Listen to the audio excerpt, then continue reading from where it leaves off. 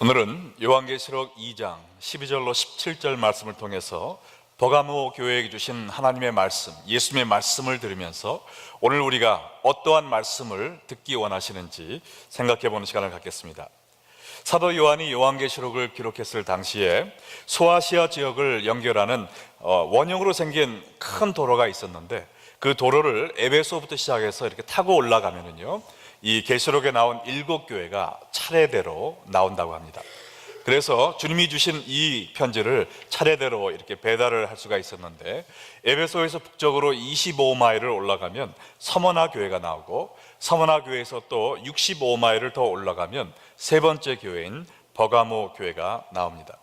예수님께서 오늘 이 버가모 교회에게 편지하시면서 자기 자신을 누구라고 소개하셨는지 먼저 살펴보겠습니다. 12절에 버가모 교회의 사자에게 편지하라. 좌우에 날선 검을 가지신 이가 이르시되 그랬습니다. 여기에 보면 예수님께서 자신의 전투적인 모습을 보여주고 계십니다. 동양은 옛날부터 한쪽 칼날만 발달시켰는데, 로마의 군인들은 좌우에 날선 검을 가지고 온 세계를 정복했습니다. 이 좌우에 날선 검이 헬라어로 시카르라고 얘기를 합니다. 우리가 부엌에서 쓰는 시칼하고 비슷하게 들리는데, 시카르를 이렇게 조금 길게 얘기하면 시카르가 됩니다. 근데 이 시카르는 로마의 권위와 심판을 상징하는 도구였습니다. 왜 예수님이 그러면 좌우에 날선 검을 가지신이라고 자신을 묘사하셨을까? 그 이유는 심판주로서의 예수님의 권위를 상징하고 있기 때문에 그렇습니다. 히브리서 4장 12절로 13절에 보면 하나님의 말씀은 살아있고 활력이 있어 좌우에 날선 어떤 검보다 예리하여 혼과 영과 및 관절과 골수를 찔러 쪼개기까지 하며 또 마음의 생각과 뜻을 판단하시나니. 여러분께서 이 12절 말씀은 많이 들으셨을 거예요. 근데 그 뒤에 나오는 13절 말씀을 주의 깊게 보시기 바랍니다. 지으신 것이 하나도 그 앞에 나타나지 않음이 없고 우리의 결산을 받으실 이의 눈앞에 만물이 벌거벗은 것 같이 드러납니다. 앞으로 우리의 삶의 결산을 받으실 심판주 예수 그리스도의 말씀을 듣고 우리의 마음의 찔림을 받아 회개하라는 것입니다. 그렇지 않을 경우에는 하나님의 진로를 피할 수 없을 것이다.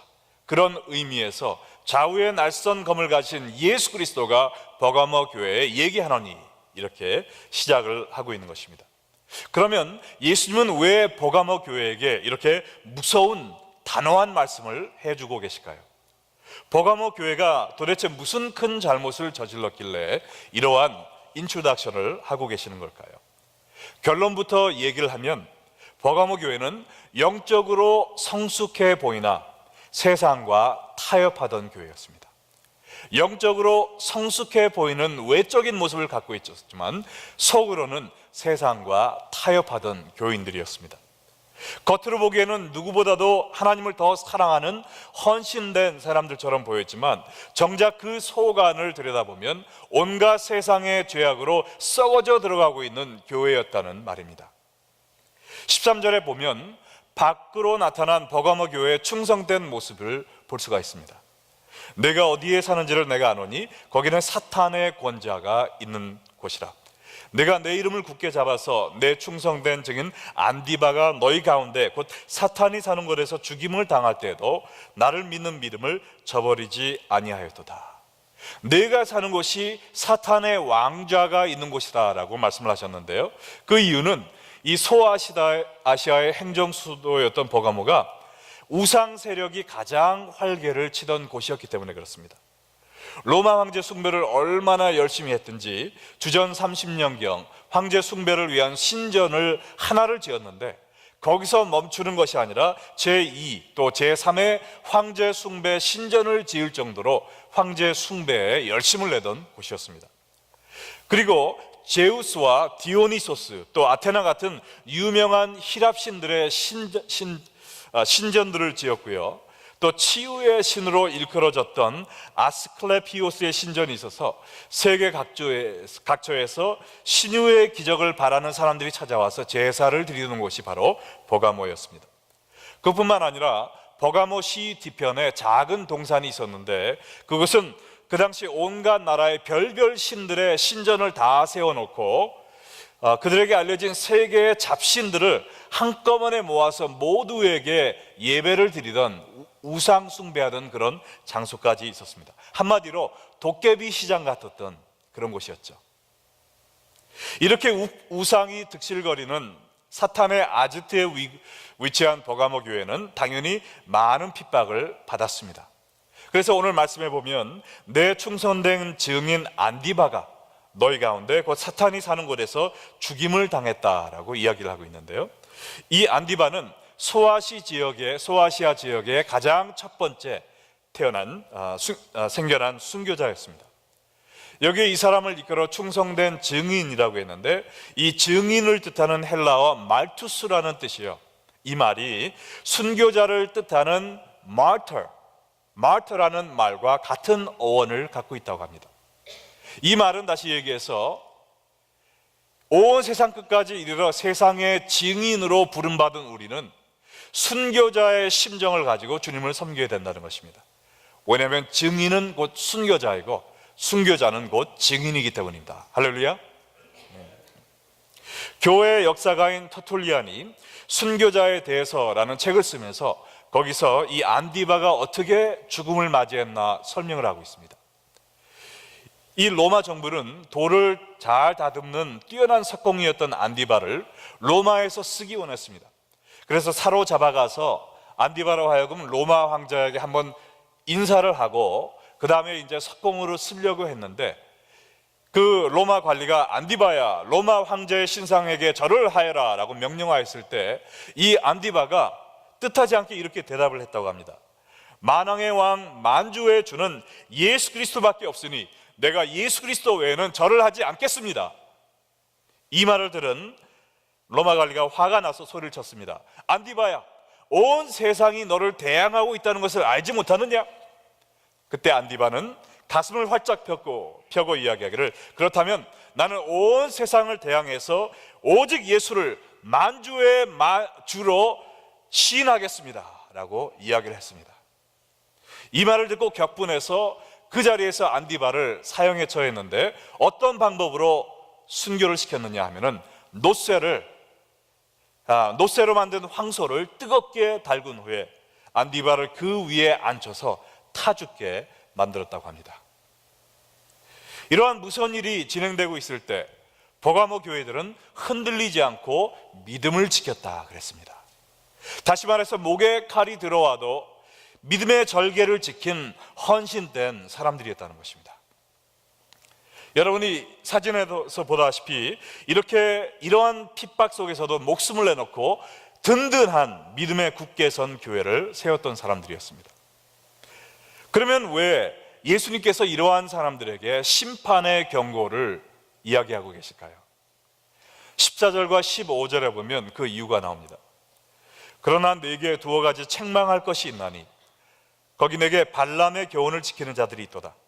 발람이 발락을 가르쳐 이스라엘 자손에게 걸림돌을 놓아 우상의 제물을 먹게 하였고 또 행음하게 하였느니라. 이와 같이 내게도 니골라당의 교훈을 지키는 자들이 있도다. 이스라엘 자손으로 우상의 제물을 먹게 하고 또 행음하게 한 발람의 교훈을 지키는 자들이 있다라고 예수님이 책망하셨습니다. 발람이란 사람은 민수기 22장으로 25장까지 나오는 이스라엘의 선지자였습니다. 그런데 모압 왕 발락에게 뇌물을 받고 이스라엘 백성을 오히려 저주하러 산 위에 올라갔습니다. 그런데 하나님의 신이 또 하나님의 사자가 그로 하여금 이스라엘을 저주하지 못하고 오히려 축복을 하도록 만들었습니다. 그러나 이미 뇌물을 먹었기 때문에 뭔가 해줘야 될 것 같으니까 모압 왕 발락에게 이것은 지금 통하지가 않으니까 제가 왕에게 한 가지 지혜를 드리겠습니다. 이렇게 한번 해보시면 어떻습니까? 하고 이야기하기를, 모압 나라에서 가장 아리따운 여인들을 모아놓고 잔치를 베푸세요. 그리고 이스라엘 남정네들을 초대하십시오. 그러면 이 사람들이 아리따운 모압 여인의 미인계에 넘어가서 술을 마시다가 이 여인들과 행음을 하게 될 것입니다. 그리고 이 여인들이 섬기는 우상을 숭배하게 될 것입니다. 그로 인해 스스로 멸망하게 될 것입니다 라는 음흉한 계획을 짜주었습니다. 그래서 모압 왕은 이 작전을 실행에 옮겼고 그대로 이스라엘 백성들은 거기에 넘어가서 하나님 앞에 범죄하고 결과적으로 2만 4천 명이 죽임을 당하게 되었습니다. 그래서 돈에 눈이 멀어서 자기의 민족을 팔아넘긴 선지자 발람을 통해서 이스라엘을 넘어뜨리게 했던 사탄이 이제는 버가모 교회를 니골라당을 통해서 넘어지게 하고 있다라고 오늘 말씀은 이야기하고 있습니다. 그러면 니골라당은 누구냐? 니골라당은 이렇게 가르쳤다고 합니다. 예수님을 믿으면 우리의 영은 구원을 받는다. 그러나 우리의 육신은 이 땅에 남겨놓고 갈 것이다. 그러므로 우리가 영만 거룩하게 유지하면 우리의 육신은 아무리 죄 속에 뒹굴려도 상관없다. 그러므로 여러분이 주일날 교회 가서는 주여 주여 하면서 은혜롭게 거룩하게 예배를 드리고 월요일부터 토요일까지는 마음껏 죄를 즐기면서 이 나의 쾌락을 위해서 마음껏 죄지며 살아도 괜찮다라고 가르쳤다고 합니다. 그래서 이 사탄의 속임수에 넘어간 버가모 교인들은 세상과 타협하여서 우상의 재물을 먹으면서 또 음란한 정욕의 삶을 살고 있었던 것입니다. 겉으로 보기에는 누구보다도 믿음이 돈독해 보였던 버가모 교인들이었습니다. 그러나 속으로는 세상의 유혹과 타협하여 온갖 죄악에 빠져 살고 있었습니다. 불신자 못지않게 뒤로 죄를 짓고 있으면서도 그들은 영적인 교만으로 쪄들은 사람들이었습니다. 아마 이런 얘기를 했을 것 같아요. 우리 교회는 순교자를 배출한 교회야. 우리는 외부의 핍박을 목숨 걸고 이겨낸 절개 있는 교회야. 그러나 외부의 핍박을 이겨냈는지는 모르지만 슬그머니 버가모 교회에 침투해 들어온 세속적인 유혹에 넘어가서 하나님을 대적하는 삶을 살고 있었던 것입니다. 오늘 우리가 깨달아야 되는 중요한 사실이 하나 있는데요. 그것은 뭐냐면 오늘날의 많은 기독교인들이 이 버가모 교인들과 같은 삶을 살고 있다는 것입니다. 겉으로 보기에는 어느 누구보다도 신앙이 깊은 것처럼 보이는데 그 속을 자세히 들여다보면 세상과 타협하면서 죄로 물들인 삶을 살고 있는 사람들이 너무 많다는 것이죠. 사탄의 거짓에 넘어가서 외적인 것을 자랑하면서 영적인 교만에 빠져 있습니다. 그러고는 이렇게 얘기합니다. 우리 집안은 3대째 예수님을 믿는 신앙의 뼈대가 있는 집안이야. 우리 아버지는 많은 사람들의 존경을 받는 목사님이었어. 장로님이었어. 우리 어머니는 나를 위해서 지금도 기도 많이 하는 권사님이셔. 나는 수십 년 동안 많은 어려움과 핍박 속에서도 내 신앙의 절개를 지킨 헌신된 사람이야. 나는 우리 교회에서 이런 일도 하고 저런 일도 하고 하나님께 많은 봉사를 하고 있어. 나는 목에 칼이 들어와도 절대로 예수님을 부인하지 않고 순교할 수 있는 믿음을 가진 사람이야. 그런데 목숨을 내놓는 순교는 할 수 있다고 외치면서 살아서 하는 순교는 하지 않고 있단 말입니다. 속으로는 지금 아이시스의 칼 앞에서 신앙을 지키다가 한 달에 수천 명씩 죽고 있는, 순교하고 있는 이라크 신자들처럼 나도 그런 상황에 가면은 내 믿음을 지킬 수 있어. 하지만은 아무것도 아닌 자그마한 세상의 쾌락과 안목의 정욕에 대한 유혹이 올 때는 예수님을 부인하고 예수님을 배반하고 사는 삶을 살고 있다는 것이죠. 여러분들도 작은 유혹에 넘어가서 세상과 타협하면서 살고 있지는 않습니까? 교회에서는 누구 못지않게 가장 하나님 앞에 헌신된 사람인 것처럼 보이지만 정작 아무도 보지 않는 나의 혼자의 삶 속에서는 죄로 물들은, 죄로 얼룩진 그런 보잘것없는 삶을 살고 있지는 않느냐 말입니다. 눈앞에 보이는 작은 이익을 위해 거짓말하고 싶은 유혹이 올 때 여러분 어떻게 대응하십니까? 바쁜 스케줄 핑계로 신앙생활에 게으름을 피우자라는 유혹이 올 때 여러분 어떻게 결정하십니까? 자기의 만족을 위해 남을 비방하는 말을 하고 싶은 유혹이 올 때 여러분은 여러분의 입과 타협하고 있지 않습니까? 나의 잠시 쾌락을 위해 보지 못할 것을 보고 싶은 유혹이 올 때 여러분은 여러분의 눈과 타협하는 생활을 하고 있지는 않습니까? 남이 나의 기분을 상하게 할 때 그들을 미워하는 그러한 울분을 또 증오를 내 마음에 담는 내 마음과 타협하는 삶을 살고 있지는 않습니까? 겉으로는 신앙의 거인 같은데 속으로는 마귀의 소굴이 되어서 살고 있지는 않습니까? 마귀는 애굽의 바로 왕처럼 타협이라는 달콤한 무기를 이용해서 우리를 넘어뜨리려고 합니다. 하나님은 모세에게 모든 이스라엘 백성들과 짐승들까지 이끌고 출애굽하라라고 말씀하셨지만 10가지 재앙을 겪으면서 바로 왕이 모세에게 뭐라고 유혹을 했습니까?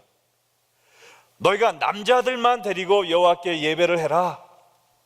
아니면은 너희들이 다 가서 예배를 드리는데 소와 양은 놓고 가라 하면서 타협이라는 유혹을 계속 던졌습니다. 이때 우리는 모세와 같은 분별력을 가지고 마귀의 유혹을 단호히 거절해야 됩니다.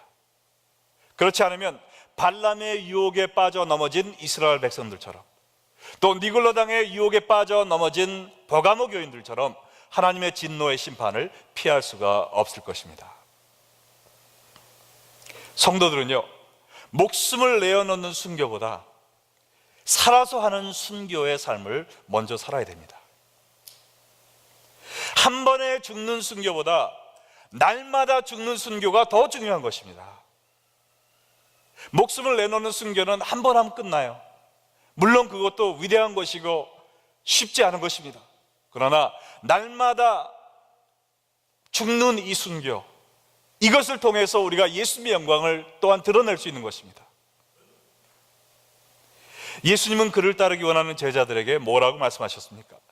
누가복음 9장 23절에 이르시기를 아무든지 나를 따라오려거든 자기를 부인하고 날마다 제 십자가를 지고 나를 따를 것이라 그랬습니다. 예수를 믿는다는 것은 내가 하고 싶은 거 다 하면서 주일날만 와서 예배 1시간 드리고 가는 것이 예수 믿는 것이 아니라는 것입니다. 참 신앙은 나의 육신의 정욕을 부인하고 내가 지기 싫은 이 십자가를 날마다 지고 예수님 가신 그 길을 따라가는 것이에요. 어제 새벽에 저희 교회에서 선교 간증 집회가 있었습니다. 베트남에서 선교하시는 장요나 선교사님이 오셔서 말씀을 전해주셨는데 한국에서 큰 기업의 임원으로 잘 나가는 생활을 살고 계시다가 어느 날 갑자기 몸이 아파서 10개월간 코마 생활을 하셨다고 그래요. 남이 보기에는 죽은 것처럼 누워있지만 그의 생각은 깨어 있어서 남들이 하는 말을 다 들을 수 있고요. 그 다음에 머릿속에서 모든 생각이 회전되고 있었다고 합니다. 그래서 여보 나 좀 살려줘 라고 외쳤지만 입 밖으로는 그 소리가 들리지 않는다는 것이죠.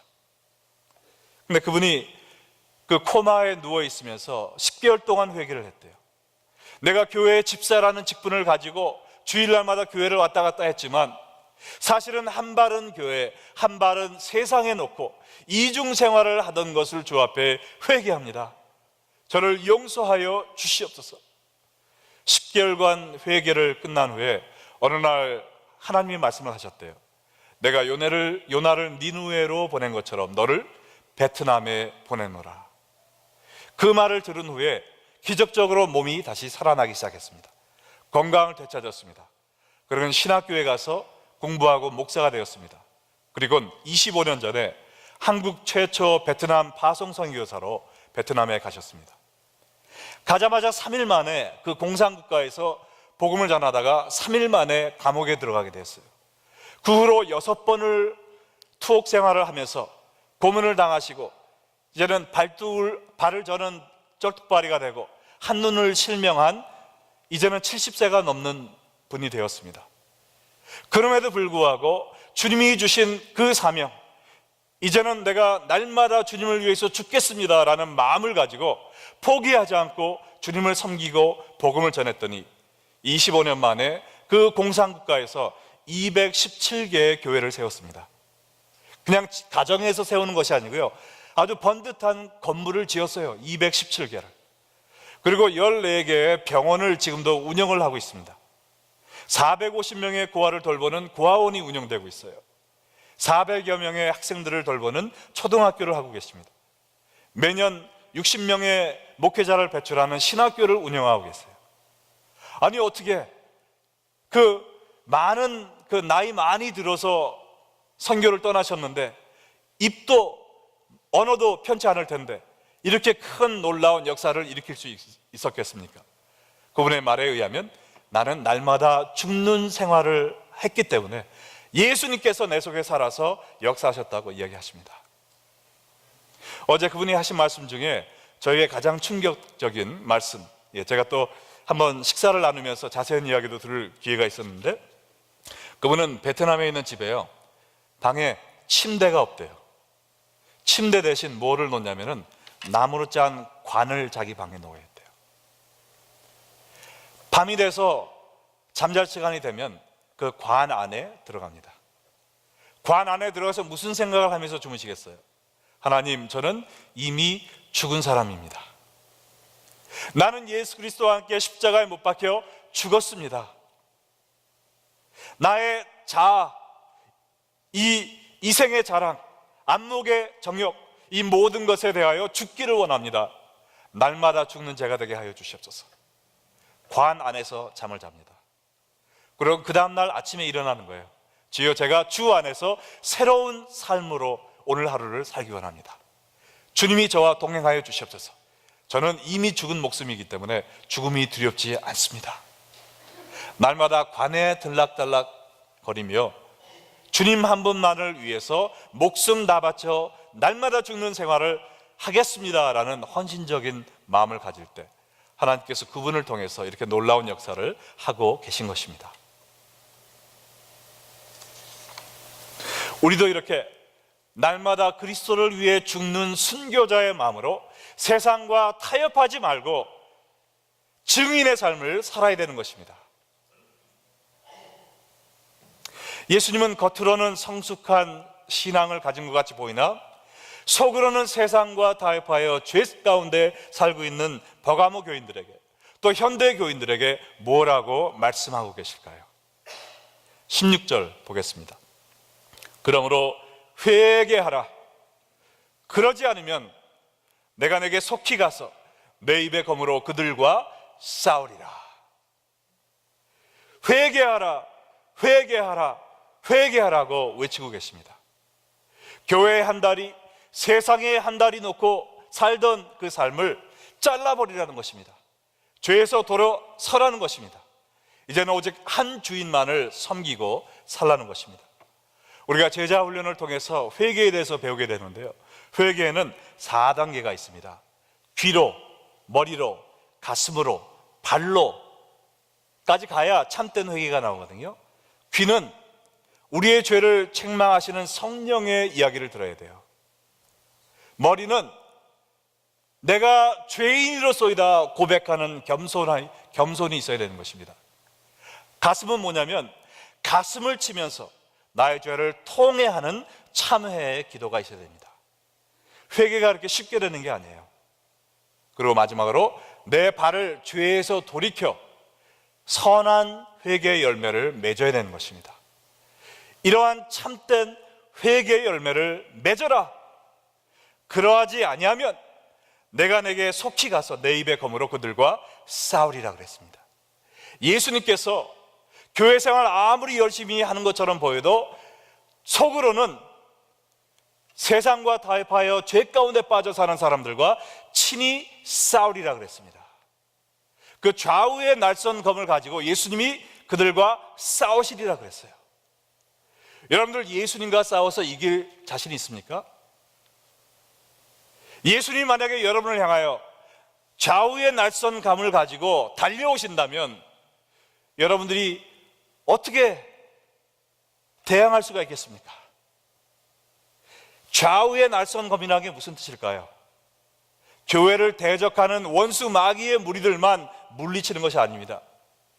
예수 믿는 신용을 하고 있지만 속으로는 죄악과 타협하여 죄 속에 빠져 살고 있는 교회의 거룩성을 얼룩지게 만드는 사람들을 끊어내겠다는 말씀입니다.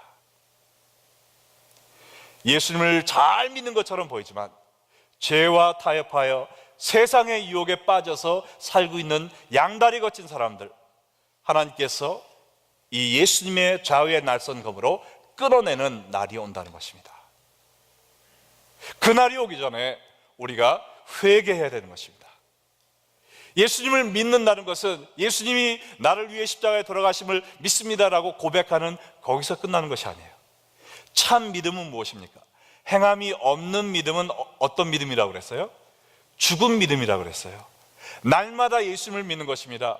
내가 그리스도와 십자가에 못 박혔나니 이제는 내가 사는 것이 아니라 오직 내 안에 그리스도께서 사는 것이라 라고 고백을 하면서 한 주인만 모시고 사는 그것이 참된 기독교인의 삶인 것입니다. 참된 그리스도인들은 세상과 타협해서는 되지 않습니다. 제가 이런 이야기를 들었습니다. 옛날 얘기지만 어느 날 하늘의 새들과 육지의 동물들이 싸움을 벌였대요. 근데 이 박쥐가 머리를 좀 썼습니다. 나는 굉장히 뛰어난 신체 조건을 갖고 있어. 땅에서 걸을 수도 있고 그 다음에 또 새처럼 날을 수도 있어. 그러니까 새들이 이기는 것 같으면요 날개를 펴고 새 노릇을 하면서 하늘을 날았다고 합니다. 그러다가 육지의 동물들이 이기는 것 같으니까 날개를 접고 그냥 쐐기처럼 걸어다니면서 나도 육지의 동물이야 하는 척을 하면서 나는 누가 이겨도 승리할 거야 하면서 이쪽에 붙었다가 저쪽에 붙었다가 하는 삶을 살았다고 합니다. 그래서 어느 날 이 육지의 동물들과 하늘의 새들이 모여서 저 박쥐라는 사람은, 저 동물은 이중간첩 아니야 저거? 하면서 이제는 너는 우리 것도 아니고 우리 쪽도 아니고 저쪽 쪽도 아니야 해서 다 쫓겨나가지고 동굴 안에서 깜깜한 그 속에서 혼자 갇혀 살아야 된다, 이런 얘기가 있어요. 누가 지어낸 얘기인지는 모르겠지만 아주 정말 중요한 진리가 담겨 있습니다. 예수 믿는 사람들 가운데서도 어떤 때는 세상에 속해 있는 사람들처럼 막 세상 사람들이 하는 모든 죄악을 다 행하면서 살고 있습니다. 그러나 주말에 교회에 와서는 또 거룩한 사람인 것처럼 날개를 접고 조신하게 앉아가지고 할렐루야 아멘 하면서 찬양을 드리고 한 입으로 남을 비방했다가 남을 욕했다가 교회에 와서는 하나님을 찬양하는, 세상에 붙었다가 또한 교회에 붙었다가 왔다 갔다 하는 삶을 살 때가 너무나도 많이 있는 것이 우리의 현실이 아닙니까? 그러나 하나님은 이중생활하는 사람을 용납하지 않으십니다. 신앙생활에는 중간지대가 없어요. 내가 세상에 살면서 교회에서도 살고 있다라고 생각한다면 내가 교인이라고 착각하고 있는 세상 사람인 것입니다. 두 주인을 섬기는 사람은 하나님께 합당하지가 않습니다. 물론 우리가 하나님만 섬기려고 노력하다가도 죄를 지을 때가 있습니다. 그러나 그럴 때는 반드시 곧바로 회개하고 주여 저를 용서하여 주시옵소서, 가슴을 치며 통회와 자복의 회개를 한 후에 그 죄에서 돌아서서 하나님만 다시 섬기는 것이 참된 신자의 모습인 것입니다. 이렇게 성령의 말씀을 듣고 세상의 유혹을 이기는 자들에게 하나님은 어떠한 약속을 해주고 계십니까? 오늘 마지막 17절 다 같이 읽겠습니다. 귀 있는 자는 성령이 교회들에게 하시는 말씀을 들을지어다. 이기는 그에게는 내가 감추었던 만나를 주고 또 휜돌을 줄 터인데 그 돌 위에 새 이름을 기록하는 것이 있나니 받는 자밖에는 그 이름을 알 사람이 없느니라. 우리가 하나님을 섬기지 않고 하나님과 세상을 겸하여 섬기려 할 때는 예수님의 좌우에 날선 심판의 검을 피할 수가 없다고 하였습니다. 그러나 우리가 하나님만을 섬기고 이 세상의 유혹을 이기는 참된 신앙인의 삶을 살 때는 하나님께서 두 가지의 선물을 주신다고 그랬어요. 첫 번째는 감추었던 만나입니다. 감추온 만나가 아니라 눈에 보이는 만나는 무엇이었죠? 이스라엘 백성들이 출애굽 광야 40년 시절 동안 생명을 유지할 수 있도록 하나님이 주신 떡이었습니다. 그러면 감추어진 만나는 무엇입니까? 요한복음 6장 51절에 보면 나는 하늘에서 내려온 살아있는 떡이니 사람이 이 떡을 먹으면 영생하리라. 내가 줄 떡은 곧 세상의 생명을 위한 내 살이니라 말씀하셨습니다. 보이지 않는 감추어진 만나는 우리 예수님을 의미하는 것입니다. 우리에게 영생을 주시기 위해 내려온 생명의 떡인 예수 그리스도, 세상의 생명을 위해 십자가 위에 찢겨지신 예수 그리스도의 몸이 바로 우리로 하여금 영생을 얻게 위한 감추어진 만나인 것입니다. 오늘 우리가 성찬식을 거행하는데 여러분이 나오셔서 이 떡을 받을 때 십자가 위에서 찢겨진 예수님의 몸을 상징하는 그 증표를 받는 것입니다. 십자가에 그 찢겨진 그 몸이 바로 우리에게 영생을 주는 감추인 만나라는 것입니다. 우리는 이 예수님의 찢겨진 몸과 흘려진 피를 먹고 마실 때 그로 인하여 영생을 얻게 되는 것입니다. 오늘 성찬식에 참여하실 때요, 다른 때처럼 주여 저를 위하여 십자가에서 돌아가심을 믿고 감사드립니다, 여기서 끝나지 마시기 바랍니다. 참 믿음은 거기서 끝나는 것이 아니에요. 주여 제가 세상과 하나님을 겸하여 섬기지 않고 어떠한 세상이 유혹이 들어와도 넘어가지 않고 오로지 하나님만을 섬기겠습니다라는 다짐을 하시기 바랍니다. 그럴 때 우리에게 두 번째 선물 휜돌을 주십니다. 휜돌. 초대교회 당시 연회 잔치에 초대를 받으면 휜돌에 그 초대받은 사람의 이름을 써서 주었다고 합니다. 그래서 그 연회장에 가면 그 휜돌, 주인이 만든 휜돌에 새겨진 그 이름을 보고 당신은 이 잔치에 들어오십시오라는 그 권리를 주었다고 합니다. 이처럼 우리에게 휜돌을 주시겠다고 하는 것은 장차 하나님의 나라의 잔치에 참석할 권리를 주시겠다는 것입니다. 그리고 그 돌 위에 새 이름을 기록하겠다고 그랬는데 그것은 이제 우리로 하여금 하나님의 나라의 시민으로 새로운 천국의 이름을 주시겠다는 거예요. 저도 고등학교 때인지 대학교 때인지 기억이 안 나지만 제가 미국 시민이 되면서 새 이름을 받았습니다. 제 한국 이름은 강민수인데 영어 이름으로 제가 원래는 모세를 하려고 그랬어요. 모세스 캥. 그래서 모세스 캥으로, 왜냐하면 제 이름이 민수, 백성을 이끌다라는 뜻이 있기 때문에 이끌어내다, 그래서 모세스를 하려고 그랬더니 그 당시에 제가 사귀던 걸프렌드가 있었는데 그 아리따운 아가씨가 어감이 너무 세다고 안 된다는 거예요. 그래서 자슈아라고 하라고, 그래서 자슈아로 했습니다. 그 아리따운 아가씨가 지금은 제 두 아이들의 어머니가 되어 있습니다. 그러니까 얘기하죠. 이것처럼 우리가 천국에 들어갈 때는요, 여러분에게 하나님이 새로운 이름을 주십니다. 여러분들이 갖고 있는 지금 이름은 무엇입니까? 죄인입니다.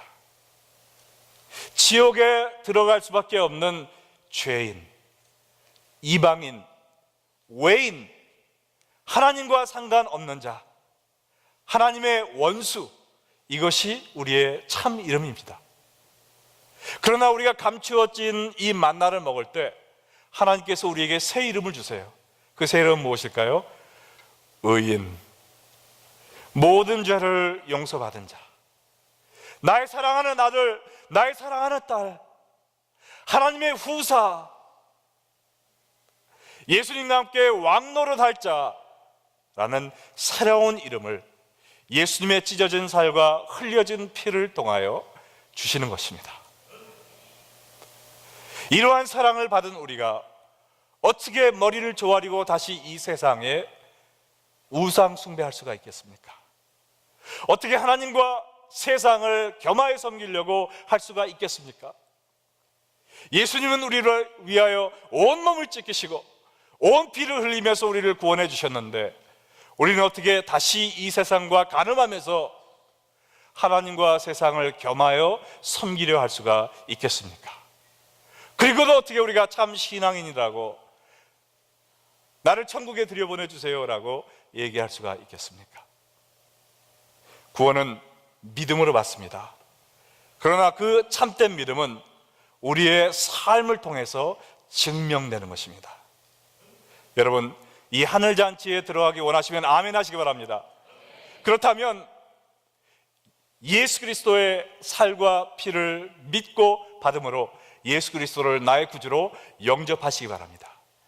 그리고 여러분의 참 믿음을 이제는 하나님만 섬기심으로 증거하며 증명하며 사시는 여러분 되기를 주님의 이름으로 축원합니다. 네. 다 같이 눈을 감고 기도의 시간을 갖겠습니다.